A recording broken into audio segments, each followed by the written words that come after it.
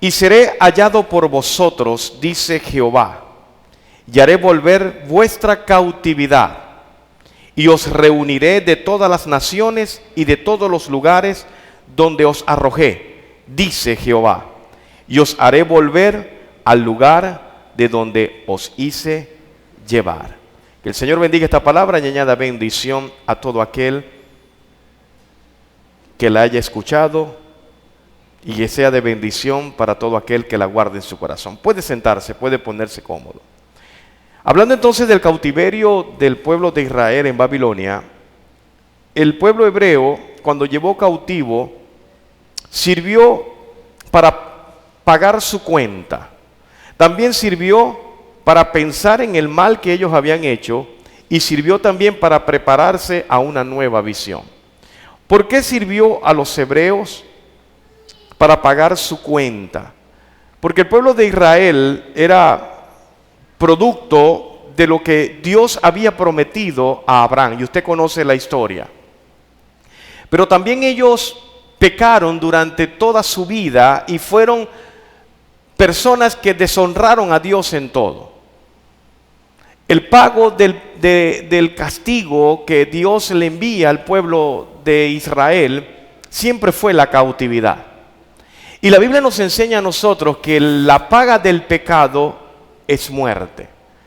En Israel, la paga del pecado no solamente se basaba en la muerte, sino también en la cautividad, en ser cautivo por los enemigos. Jeremías, cuando leemos este capítulo, Jeremías fue cautivo o fue llevado detenido, fue llevado preso por causa de la profecía que él había promovido al pueblo de Judá y al pueblo de Israel referente al cautiverio que iban a tener por parte de los caldeos o de los babilonios. Los reyes en ese momento no les gustó que Jeremías les dijera que iban a ser cautivos por los enemigos por causa del pecado de Israel. Y entonces lo apresaron y lo encerraron y luego lo trataron como un vulgar ladrón, como un vulgar delincuente. Los profetas en aquellos tiempos, para ganar indulgencia con el rey, decían que Jeremías estaba equivocado, que más bien quien iba a ser cautivado iba a ser el pueblo de Babilonia por los israelitas, y resulta que fue al revés. De manera que el tiempo le dio razón a Jeremías y quedó el pueblo de Israel y Judá cautivo por causa de la profecía de Jeremías y sobre todo por causa del pecado de Israel. Ahora, cuando nosotros vamos a Segunda de Crónicas, permítame leerle la palabra en Segunda de Crónicas, que dice en el capítulo 36, versos 20 y 21, dice: los que escaparon de la espada fueron llevados cautivos a Babilonia, y fueron siervos de él y de sus hijos, hasta que vino el reino de los persas, para que se cumpliese la palabra de Jehová por la boca de Jeremías, hasta que la tierra hubo gozado de reposo, porque todo el tiempo de su asolamiento reposó, hasta los 70 años fueron cumplidos. Cuando vemos que Jeremías profetiza, no solamente profetiza una cautividad cualquiera, sino que le profetiza una cautividad de 70 años.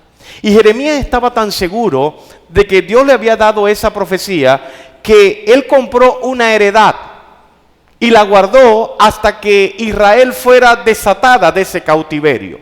Prueba de ello es que colocó esa heredad Jeremías para que el pueblo de Israel entendieran que ellos iban a salir de la cautividad, pero no cuando el pueblo de Israel quisiera, sino luego de los 70 años que Jehová había propuesto en el corazón cautivar al pueblo de Israel. Ahora, ellos pagan su cuenta. ¿Por qué pagan su cuenta?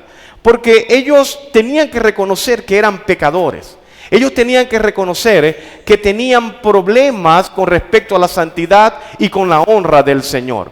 Ellos tenían que reconocer que lo que estaban haciendo en su propia cuenta y en su propia concupiscencia era desagradable ante la presencia del Señor. Y por eso fueron cautivos, por eso fueron llevados a todos presos y en cautiverio. Cuando nosotros empezamos a pensar en nuestra propia opinión, a hacer las cosas como a nosotros nos parezca, parece mentira que usted puede caer en un cautiverio. Y cuando hablamos de cautiverio no te estamos hablando exclusivamente o literalmente de ir preso por otro país o por otra ciudad. Cuando tú empiezas a hacer las cosas a tu propia prudencia, empiezas a ser cautivo de tu propio pecado y de tu propia concupiscencia. Luego que tú te embarres de toda esa inmundicia que el pecado crea por causa de la desobediencia del Señor, entonces tú empiezas a dar alaridos y a dar gritos y a clamar a Dios para que te saque del problema. El problema de nosotros como cristianos es que pensamos que nunca vamos a tener problemas y nos equivocamos. Los problemas salen y resultan primero porque tú eres una persona escogida para llevar la bendición de la palabra de Dios a toda criatura, y sobre todo el enemigo se va a levantar contra ti para que tú no lo hagas. Pero más allá de todo lo que pueda ser el propósito del Señor, está también las consecuencias de las decisiones que nosotros tomamos. Si nosotros tomamos una buena decisión, obviamente vamos a tener libertad, y porque fuimos obedientes al Señor, entonces vamos a tener todas las bendiciones y seremos prosperados en todas las cosas. Pero cuando tomamos una decisión mala, obviamente somos cautivos de la decisión que tomamos. Santiago nos enseña que la palabra que nosotros soltamos por nuestra boca tiene poder, pero que ella misma inflama la creación. Todo lo que tu boca suelte puede ser usado en tu contra. Todo lo que digas en favor de la palabra del Señor siempre va a ser el favor para tu vida y para tu persona, pero todo lo que digas puede ser usado también en tu contra. Por eso que Santiago nos enseña que tenemos que ser presto para escuchar y tardo para hablar. Todo lo que pasaba con Israel en el tiempo del cautiverio era producto de la idolatría y de la inmundicia que ellos vivían. Y podemos entender claramente que el pueblo de Israel pasó por problemas de obediencia, y esa falta de obediencia los llevó cautivo. Cuando entraron en cautiverio, entonces empezaron a pagar su cuenta, empezaron a ver su mal y empezaron a dar alaridos y desesperantes gritos para que Dios los sacara del cautiverio. Pero Dios, después que hace el trabajo, Dios después que coloca su ley para que se cumpla, es menester que el Señor, en medio de su misericordia, ponga el tiempo exclusivo para que puedan salir del cautiverio. Ahora, fíjate algo, y quiero que usted aprenda de esto. Cuando la ley te castiga o cuando la ley te toma, la ley cumple en tu vida lo que tiene que cumplir, es necesario que nosotros tengamos que tener nuestra mente clara de que las cosas son como Dios dice y no en el tiempo ni el lugar donde nosotros lo queremos. El problema de la fe siempre va a ser directamente en ese sentido, porque cuando nosotros perdemos la fe o cuando no tenemos la fe que Dios quiere que tú tengas, entonces puedes quedarte en la parte de atrás. Pero cuando tu fe es una fe fuerte, no importa la circunstancia, sino que siempre vas a seguir adelante. El pueblo de Israel pudo tener fe que Dios lo iba a sacar. ¿Y cuál fue la fe que ellos tenían en medio de todo el dilema? Era que había una profecía que luego de 70 años de cautiverio, Dios lo iba a volver a traer a la tierra de donde lo sacó. Iba a volver a traer a todos los judíos que estaban dispersos en todas las naciones para colocarlo en la tierra que les había prometido. Ellos se tomaron de esa palabra y empezaron a creer que Dios les iba a bendecir en el tiempo que Dios quisiera hacerlo. Nosotros a veces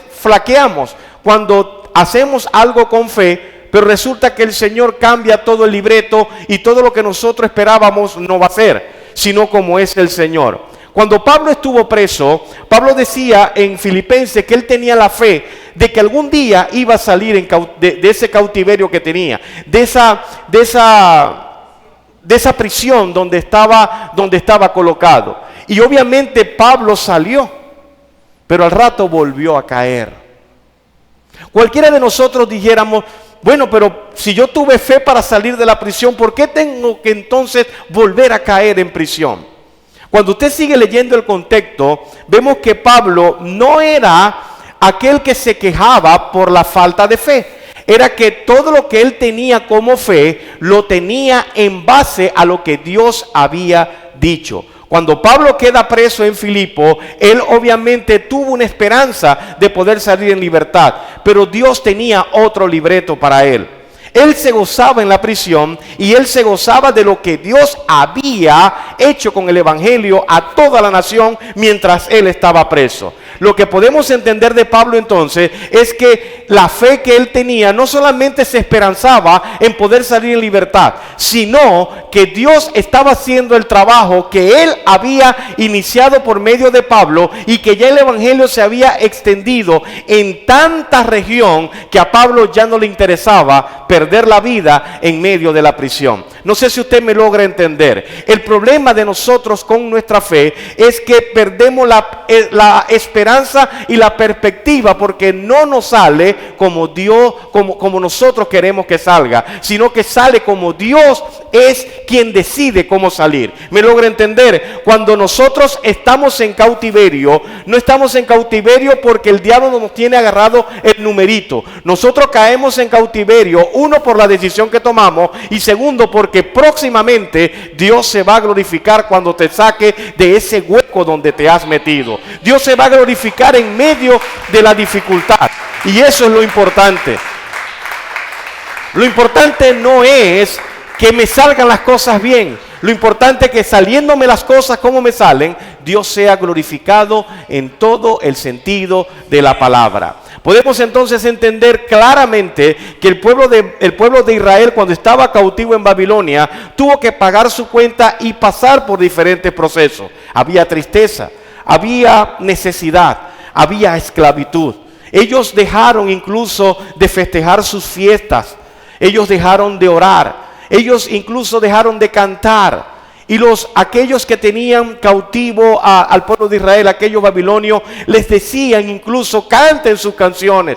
¿Por qué no se alegran? ¿Por qué ustedes no siguen alabando al Señor? Y ellos se detractaban y decían: ¿cómo nosotros podemos cantar si nuestro cántico siempre será para Jehová y siempre serán las canciones de Sión? No podemos cantar si no está Jehová con nosotros. Y los babilonios le decían: pero sigan cantando, sigan alegrándose, pórtense gozosos. Y ellos decían: no podemos hacerlo, porque es que nadie se va a sentir bien cuando está preso y cuando está cautivo. Nadie va a levantar canciones de alabanza cuando hay problemas. Y a pesar de que Dios nos enseña a nosotros que nos gocemos en medio de la prueba, sabemos que la prueba traerá en cualquier momento la gran bendición de poder salir de ella victorioso, no importando la prueba donde tú estás metido, no importando la situación que estás pasando. En todo siempre Dios tiene una victoria, en todo Dios siempre tiene algo que ofrecer, y en todo Dios le puede sacar el mejor provecho a tu vida, no importa en las condiciones donde estés, no importa en las condiciones que vivas, no importa lo que te falte y no importa lo que no tenga. En todo Dios siempre será glorificado, y en todo Dios siempre te levantará bandera y siempre declarará victoria para ti. Así que tú tienes que decirle al que está a tu lado: cántico nuevo vendrá para el Señor. Amén. Vamos a darle fuerte el aplauso al Señor.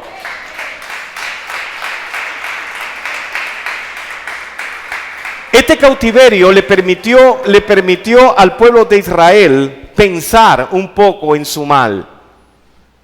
El pueblo que estaba cautivo le hizo recordar las bendiciones que Dios le había dado al pueblo de Israel en momentos específicos. El Salmo 137 nos dice, desde el primer versículo: junto a los ríos de Babilonia, allí nos sentábamos y aún llorábamos acordándonos de Sión. Sobre las sauces en medio de ella colgamos nuestras arpas. Y los que nos habían llevado cautivo, escuche bien, nos pedían que cantásemos. Y los que nos habían desolado nos pedían alegría, diciendo: cántadnos algunos de los cánticos de Sión. ¿Cómo cantaremos cántico a Jehová en tierra de extraño? Si me olvidare de ti, oh Jerusalén, pierda mi diestra su destreza, mi lengua se pega al paladar. Si de ti no me acordaré, si no enalteciera Jerusalén como preferente asunto de mi alegría. ¿Cómo puedo yo cantar en medio de la angustia?, decían estos israelitas. ¿Cómo puedo yo cantar otra canción que no sea mi Dios? ¿Cómo puedo yo levantar una alabanza cuando estoy cautivo en medio de idolatrías? Sabemos que el Señor nos enseña que siempre debemos estar gozosos en medio de la prueba. Y lo mejor que hay es que en medio de una situación difícil debemos levantar un cántico nuevo al Señor. Porque es que la alabanza hace, escucha bien, la alabanza hace que Jehová respire.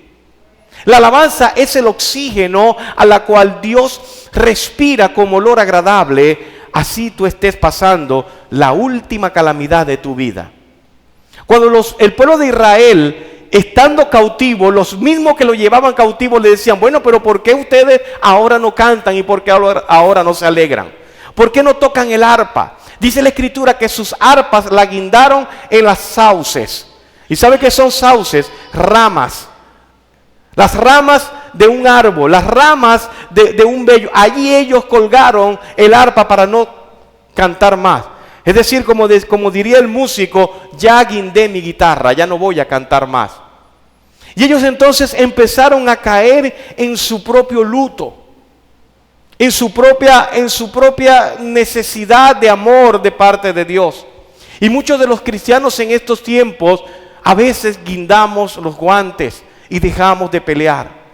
Que porque tenemos una situación difícil o porque tenemos una situación que nos corrompe nuestra paz, entonces dejamos de alabar al que vive para siempre. Sabiendo que cuando tú le puedes levantar un hermoso cántico al Señor, Dios se deleita cuando tú cantas en medio de la circunstancia donde tú estás. Porque no le estás cantando a cualquiera. No le estás cantando al ídolo, no estás cantando en la idolatría, le estás cantando al Señor en medio del problema. Y yo puedo estar seguro que en cualquier dificultad donde tú te encuentres, tú levantas una adoración al Señor o levantas un cántico nuevo al Señor, Dios puede descender la paz y hacer que tú puedas dormir tranquilo. El salmista decía, en paz me acostaré y dormiré en tranquilidad, porque solamente tú, Jehová, puedes guardar mi sueño. No importa la situación que estaba pasando el profeta, no importa la situación que estaba pasando el rey David. David sabía que iba a ser cuidado porque Dios le había entregado a él un talento, le había entregado un don y era el de cantar, el de componer salmos, el de poder tocar el arpa. La Biblia nos enseña que cuando David tocaba el arpa, los espíritus salían volando de que estaban atormentando al rey Saúl. Es que los espíritus tienen que salir cuando tú le cantas al Señor. Todo mal debe salir y disiparse de tu vida cuando tú adoras al que vive para siempre. No es el problema que tú estés confrontando. El problema es que cuando tú estás confrontando algo difícil, tú sepas que hay alguien que puede solucionar tu caso y puede solucionar tu angustia. Hay alguien que puede, en medio de la dimensión que tú haces de adoración, puede darte la estrategia y puede darte una palabra exclusiva para ti, para salir del pozo donde estás metido.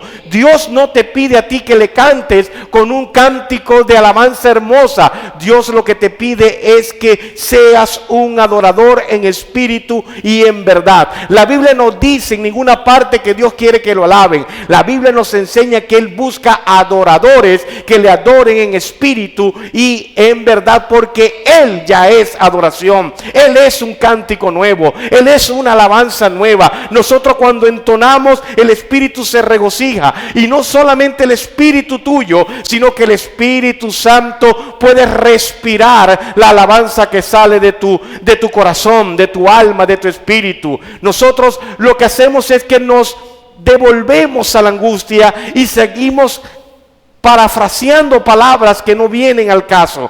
Decimos y levantamos oráculos al cielo donde lo que hacemos es blasfemar contra Dios. Y Dios no te llama a ti para que tú blasfemes. Dios te llama para que tú le honres con tu palabra. Que no salga una palabra soez de tu boca. Que todo lo que salga de tu boca sea una palabra edificante. Una palabra que llene el trono de gloria de parte del Señor. Una palabra que pueda ser entendida a aquel que está angustiado. Y no decir maldiciones que tanto acostumbramos a decir. ¿Sabe por qué? Porque en tu boca, escucha bien, está el poder de la vida y de la muerte. fuerte y tú puedes comer de ella, tú puedes comer de ese fruto. Todo lo que tú dices puede ser utilizado en tu contra. En medio de la angustia tú debes alabar, en medio de la aflicción tú debes alabar, en medio de la calamidad tú debes cantar un cántico nuevo, porque Dios se glorifica cada vez que sus hijos, en medio de la dificultad y en medio de la cautividad, levantan un cántico nuevo. Amén. Fuerte el aplauso al Señor. Qué bueno es Dios. Esta gente, cuando leemos el Salmo 137, podemos ver que empezaron a pensar en su mal. Se arrepintieron y decían: Dios mío, ya no podemos cantar, ya no somos libres para hacerlo porque estamos cautivos. Es como aquel que todavía se acuerda de las glorias pasadas y dice: ay, tan bien que estaba yo hace 10 años atrás y ahora mira cómo estoy. Eso sucede también en el pueblo. Pero hay algo que Dios nos enseña en esta escritura, y es que el pueblo de Israel, en medio de la cautividad, Dios lo puso a pensar. Dios los puso a recordarse de toda la bendición de Dios. Pero en esa cautividad también Dios utilizó hombres para sacarlos de allí. Y en este caso, cuando estaban cautivos en Babilonia, empezaron a prepararse para salir de donde estaban metidos. Dios tocó el corazón de un rey, que era el rey Ciro. Y el rey Ciro devolvió todo lo que le habían quitado en el cautiverio. Lo que entendemos y lo que aprendemos en esta cautividad del pueblo de Israel en Babilonia es que Dios les dio una orden, y era: prepárense porque van a salir en libertad. En esta hora Dios te dice que te prepares porque vas a salir en libertad, porque vas a salir del hueco donde tú estás, que tú no tienes que pagar los platos rotos de otro.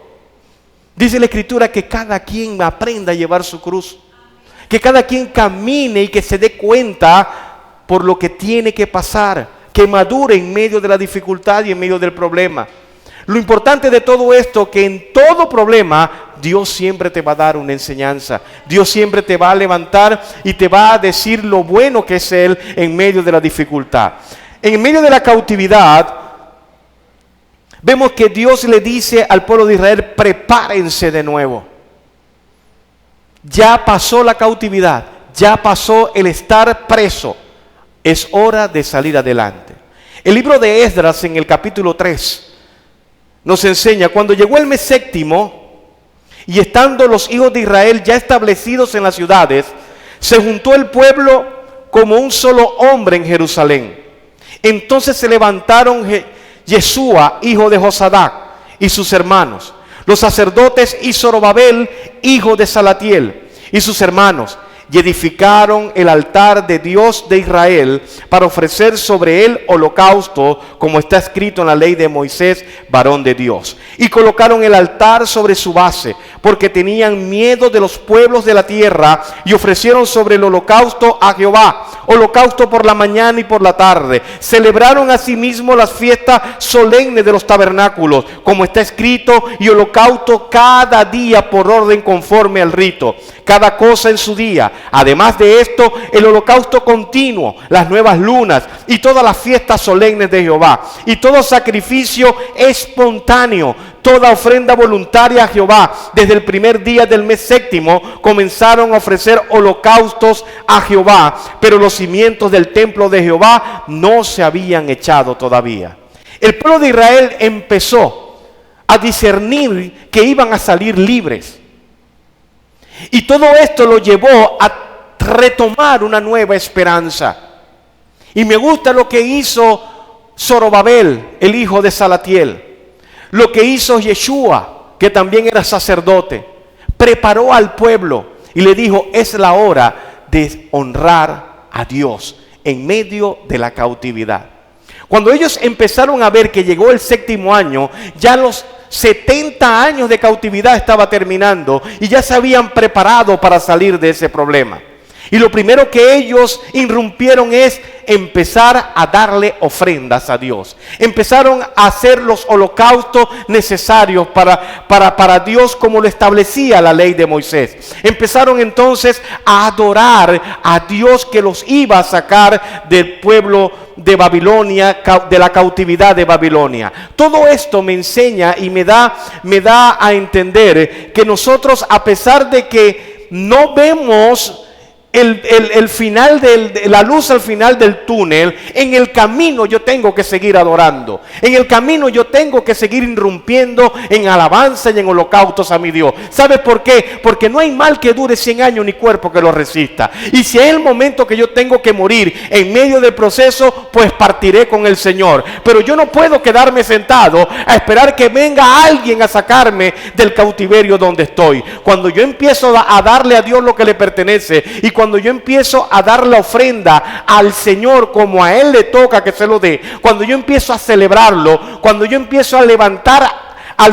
altares en mi casa, cuando yo empiezo a hacer lo que Dios me dice que haga como sacerdote, entonces yo puedo estar seguro que ya la libertad y mi cautividad está cerca. Quizás tú estás cautivo en el alcohol, quizás estás cautivo en la pornografía, quizás estás cautivo en el cigarrillo, quizás estás cautivo en la drogadicción. No sé cuál es tu cautividad, no sé cuál es tu problema, pero te puedo asegurar que cuando tú empiezas a darle a Dios lo que le pertenece y empiezas a levantar altares en tu hogar, estás a punto de salir del cautiverio, estás a punto de salir del problema, estás a punto de salir de tu angustia y de tu aflicción, porque Dios nos dice que debemos prepararnos para las grandes batallas. Y déjame decirte que Dios siempre ha confiado que tú lo vas a lograr en cualquier momento. Dios te soltó la red, Dios te soltó lo que tú tenías que tomar. Ahora te toca a ti tomarlo y empezar a jalar fuerte, empezar a decirle: Señor, yo tomo mi bendición, yo meto la mano en mi gloria, yo empiezo a hacer las cosas que tú me dices que haga, y entonces voy a empezar a ver tu gloria y veré tu gloria reflejada en mí, y entonces mi gloria será para toda mi casa, para toda mi familia, para todo lo que hago, para todo lo que impongo, porque siempre y llanamente el Señor es mi pastor y nada me va a faltar. Amén. Fuerte el aplauso al Señor, fuerte el aplauso. Ahora fíjate que el Señor empieza a utilizar gente, como le dije, y empezó a utilizar a Ciro. Ciro era el rey persa, cuando los medos y los persas ya habían conquistado a Babilonia. Lo que me llama la atención de todo esto es que el pueblo de Israel fue cautivo en Babilonia, y ellos fueron, escuche bien, ellos fueron testigos de cómo el imperio persa destruía al imperio babilonio. Es decir, que el pueblo de Israel en su cautividad pudo ver dos gobiernos, pudo ver dos imperios. Uno lo había cautivado, pero ya Dios había preparado a Ciro, el persa, el rey de Persia. Conquista Babilonia, y entonces el rey Ciro empieza a trabajar por la libertad de Israel. Vamos a ubicarnos en el libro de Esdras, en el capítulo 1 y verso 4, y nos dice la Escritura: y a todo el que haya quedado en cualquier lugar donde more, ayúdenle los hombres de su lugar con plata, oro, bienes y ganado, además de ofrendas voluntarias para la casa de Dios, la cual está en Jerusalén. ¿Qué estaba haciendo el rey Ciro? El rey Ciro ya había establecido gente que ayudase al pueblo de Israel en medio de su libertad. Dios siempre va a colocar gente a tu lado, escúchame pueblo, siempre va a colocar gente a tu lado que te ayude a salir del cautiverio. No le cierres las puertas, no le cierres las puertas a su consejo, porque tú no sabes que el consejo, el mejor consejo, quizás a ti no te puede gustar, pero es el consejo necesario para que tú salgas del hueco donde te ha metido tu problema. Cuando vemos que el rey Ciro no solamente fue el instrumento que Dios usó, promete ayuda. Y cuando leemos Esdras capítulo 1 verso 4, no solamente promete la ayuda, sino que le entrega. y le da y le devuelve, escuche bien, le devuelve todo lo que los babilonios le habían robado en medio de la cautividad. Todos los utensilios del templo se lo devolvieron al pueblo de Israel. Todo el oro, toda la plata, todas las alhajas fueron entregadas y devueltas de nuevo al pueblo de Israel. Dios va a utilizar gente, pueblo amado, que te va a devolver o te ayudará a devolver todo lo que la vida te ha quitado. Todo lo que el diablo ha querido hacer fiesta con lo tuyo, habrá gente que Dios va a colocar para darte lo que Dios quiere darte, para darte y devolverte con intereses lo que el enemigo te ha querido quitar, lo que te ha querido quitar la vida, lo que incluso tus malas decisiones han logrado perderse. Dios te lo va a devolver con intereses, y tenga la plena seguridad que Dios va a prometer ayuda, ha prometido ayuda y Él siempre lo va a cumplir. Amén. El rey Ciro proclamó libertad al pueblo de Israel, y en el primer verso del capítulo 1 de Esdras dice que en el primer año de Ciro, rey de Persia, para que se cumpliese la palabra de Jehová por boca de Jeremías, despertó Jehová el espíritu de Ciro, rey de Persia, el cual hizo pregonar de palabra y también por escrito por todo su reino, diciendo: así ha dicho Ciro, rey de Persia, Jehová, el Dios de los cielos, me ha dado todos los reinos de la tierra y me ha mandado que le edifique casa en Jerusalén, que está en Judá. Fíjate cómo Dios trata. Dios no trató a un israelita, Dios no trató a un judío, Dios trató a un extranjero para bendecir al pueblo judío. Quizás tu bendición no está dentro de tu casa, quizás tu bendición está fuera de tu casa. Quizás tú estás esperando la bendición de tu esposo, de tu esposa, de tu amigo, de tu hermano. No, y quizás la bendición tuya está de gente que tú ni siquiera conoces, gente que ni siquiera sabe que tú existes. Y son las que Dios está preparando para darte a ti lo que el diablo te ha quitado. El rey Ciro, dice la escritura, que el mismo rey Ciro declaró, no solamente lo proclamó por su boca, sino que también lo escribió. Y sabe que era lo más importante para el pueblo judío en ese tiempo, era volver a restaurar el templo que la guerra había destruido. Restaurar el templo de Dios era el máximo regalo que podía tener un israelita. Restaurar el templo, volver a hacer los sacrificios, volver a hacer todo el sacerdocio, volver a hacer lo que antes hacía, era el mejor regalo que podían haber tenido el pueblo de Israel. Pero fíjate que parece paradójico. Ellos no hubiesen tenido eso si no hubiesen caído en cautiverio. Quizás el templo hubiese sido destruido y profanado, pero se hubiesen quedado sin regalo. Dios siempre va a preparar gente, y no cualquiera. Dios está preparando reyes de Persia, Dios está preparando príncipes, Dios está preparando gobernadores, alcaldes, presidentes, para bendecir a la iglesia de Dios, porque a ella le toca ser bendecida por Dios. Amén. Fuerte el aplauso al Señor.